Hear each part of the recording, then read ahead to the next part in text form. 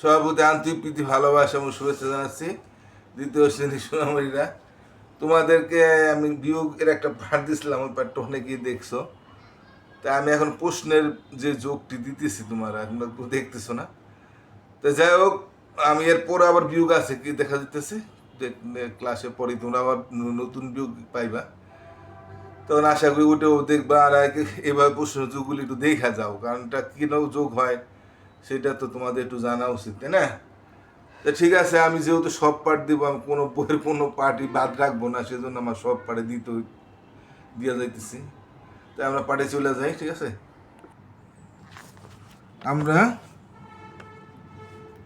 4 পর্যন্ত অঙ্ক আমরা করাই দিছি তোমাদের, 63 পাতা, 1 2 3 4, এখনো 5 6 7 8।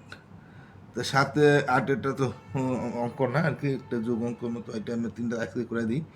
একটি পুকুরে 125টি শিং মাছের পোনা এবং 250টি মাগুর মাছের পোনা ছাড়া হলো। ওই পুকুরে মোট কতগুলো মাছের পোনা ছাড়া হলো? আমি বলছি যে মোট কইলে যোগই হয়, মোট মানে একত্র করা। তাই মোট যদি না বলতো তাহলে কি আমরা যোগ করতাম না, যে ওই পুকুরে কতগুলো মাছের পোনা ছাড়া হলো, তাও তো আমাদের যোগ হইতো। কারণ যেহেতু আমাদের একত্রে করতে বসে, একত্র করলে বেড়ে যায়, হ্যাঁ, বাড়লে যোগ হয়, এটা তো আমরা জানি, আর কমলে বিয়োগ হয়।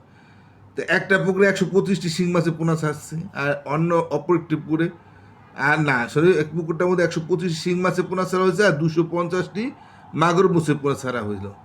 তো এই দুইটা একত্রে কতগুলি মাছের পোনা ছাড়া হইলো? তাহলে এটা আমরা, যেহেতু আমাদের দুইটা মিললে আমাদের যোগ বাই করতে হবে, যেহেতু আমাদের বাড়বে, যেহেতু আমার যোগ হবে। তা শিং মাছের পোনা ছাড়লো কয়টা?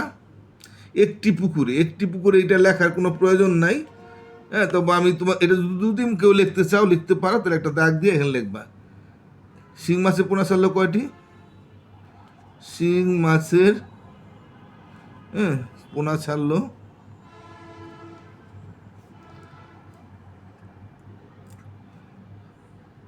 ছাড়লো বা ছাড়া হলো কয়টি?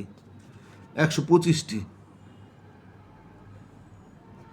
আর মাগুর মাছের পোনা ছাড়লো, মাগুর মাছের, এটা, হ্যাঁ, সরি, এটা মাছের কাছে বসে মাছের পোনা ছাড়া হলো 250টি।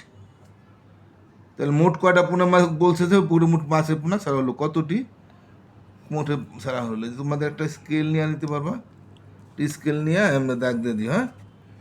তাহলে মোট, সুতরাং মোট পোনা ছাড়া হলো, মোট লিখতে পারো, না লিখলে হবে মোট পোনা ছাড়া হলো, ছাড়া ছাড়া হলো, আমরা যোগ দিই 5, আর 5 আর 2 কত? 5 আর 2 7, এটা আমরা জানি। 5 6 7, আর 2 আর 1 3, এটা আমাদের কর গুনতে হবে না, এতটি।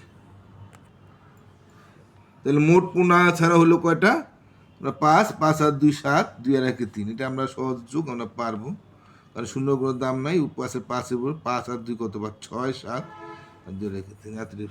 উত্তর লেখা দিতে পারো, উত্তর 375। আর পোনা ছাড়া হলো লেখার দরকার নেই। তার 6 নম্বরটা কি আছে আমরা একটু দেখি। একজন ফল বিক্রেতা প্রথম দিন 360 টাকার আম বিক্রি করলেন।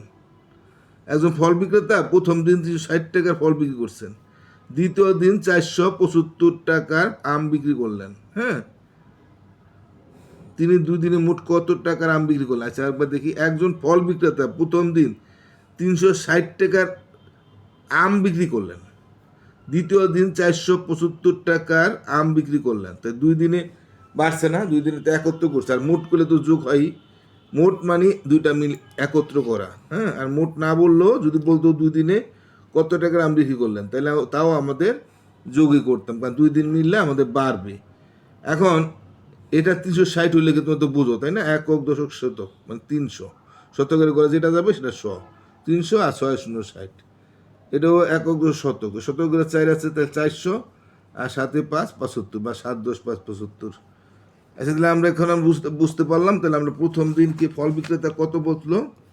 একজন ফল বিক্রেতা, এই কথাটা তুমি এইভাবে এখানে লিখতে পারো, আর না লিখলে, এই যে আমরা একটি পুকুরে লিখছি, এটা না এখানে না লিখলেও চলবো, আর এটা লিখলে একটু ভালো হয়, আর লিখলে একটু বুঝতে সুবিধা হয়, হ্যাঁ। তো একজন ফল বিক্রেতা, এটা তুমি নাও লিখতে পারো, যদি তুমি মনে করো আমার ঝামেলা মনে হয় তাহলে ওটা লেখার দরকার নাই। হ্যাঁ, প্রথম দিন কত টাকা আম বিক্রি করলো? প্রথম দিন প্রথম দিন আম বিক্রি করলেন এত টাকার, এভাবে লিখলে ভালো হয়, তাহলে একটা সংখ্যাটা আমার ডাইন ধারে চলে যায়। আর অথবা যেমনি লেখা আছে প্রথম দিন 60 টাকার আম বিক্রি করলেন, তোমাদের ঝামেলা মনে হয় তুমি একটু কম বুঝো, তাহলে বইয়ের মধ্যে যেমনি আছে প্রথম দিন 360 টাকার আম বিক্রি করলেন যেমনি আছে এমনি লেখো। আর না একটু ঘুরে লিখলে ভালো হয় যে প্রথম দিন আম বিক্রি করলেন 360 টাকা, তাহলে টাকাটা ডাইন ধারে লিখলে ডাইন ধারে করলে সুবিধা হয়। আর যদি তুমি মনে করো না ওভাবে লিখতে গেলে আমার ঝামেলা, তোমার নিচের ক্লাস, তাহলে যেভাবে সেভাবে লেখো প্রথম দিন 360 টাকার আম বিক্রি করলেন, আমি এভাবে লিখে দিলি প্রথম দিন 360 টাকার আম বিক্রি, কীভাবে আছে, হ্যাঁ, বিক্রি করলেন। আর দ্বিতীয় দিন বইয়ে যেমন সেমনি লিখে দিলাম, দ্বিতীয় দিন 475 টাকার আম বিক্রি করলেন, 47 টাকার আম, যে কমা দিলে ওইটাই বোঝায় করলেন। তাহলে এখানে স্কেল দিয়ে একটা স্কেল নিবা, স্কেল দিয়ে এবার একটা দাগ দিয়ে দিবা। তাহলে 2 দিনে বলছে তিনি 2 দিনে কত টাকা আম বিক্রি করলেন, সুতরাং 2 দিনে বিক্রি করলেন 2 দিনে। হ্যাঁ, সুতরাং তুমি কি জানো সুতরাংটা কীভাবে দেয়?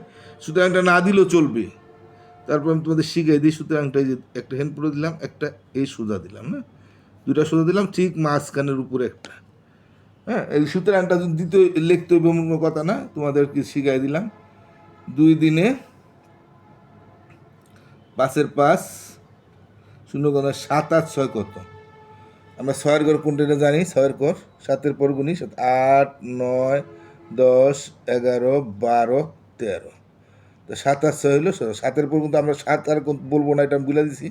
7-এর পর 7 আবার করবো না, 7 হয় না কিন্তু 7-এর পর 8, 9, 10, 11, 12, 13। তো 7 আর 6 হইলো 13, 13 3 হাতে হইলো 1, 1 আর 4 5, 5 আর 3 কত? 6, 7, 8। হ্যাঁ, এটা তো আর কর গুনতে হবো না, 5 আর 3 তোমরা 8 এটা করতে পারবো, কারণ তুমি তো করতেছো।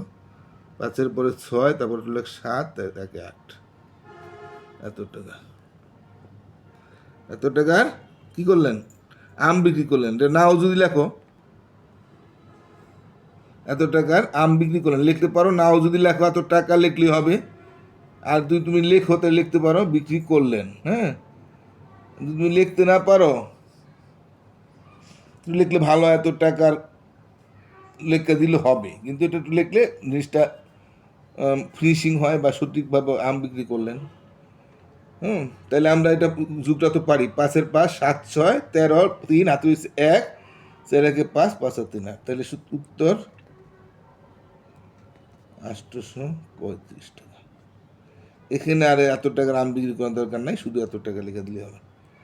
তো ঠিক আছে, আমরা আশা করি পেরে গেলাম। আমরা দুইটা অঙ্ক হয়ে গেছে, আমাদের আর একটা অঙ্ক আছে, আমি শেষ করে দিই, কারণ যেহেতু তোমরা দেখো না, তাই আমি আর বারবার এই অঙ্ক আর করতে চাই না।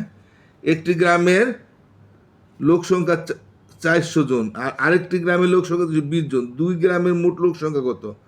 তাই 2 গ্রামের 2 যোগ করবো না? হ্যাঁ, তাহলে একটি গ্রামের লোক সংখ্যা, একটু লেখা, একটি গ্রামের লোক সংখ্যা হইল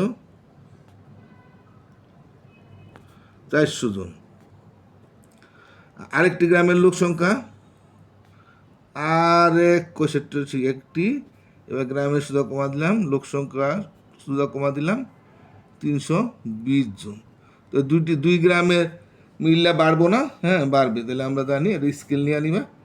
তাই 2 গ্রামের বলছে 2 গ্রামের মোট লোক সংখ্যা কত? তাহলে আমি তো লিখতে পারি, না লিখতে যদি তুমি এবার যোগ করে দাও তাও হবে। আর সুতরাংটা ওই সুতরাংটা দিছি যেভাবে, সুতরাং মাঝখানে এই সুতরাং দিলে ভালো হয়, এটা স্ট্যান্ডার্ড ভালো ছাত্রের জন্য। এটা না দিলেও কোনো সমস্যা নাই। তাই 2 গ্রামের মোট লোক সংখ্যা বলছেন, এই 2 গ্রামের, এই যে বলছে 2 গ্রামের মোট লোক সংখ্যা, তুমি এটা দেখে লিখতে মোট লোক সংখ্যা কতজন হলো?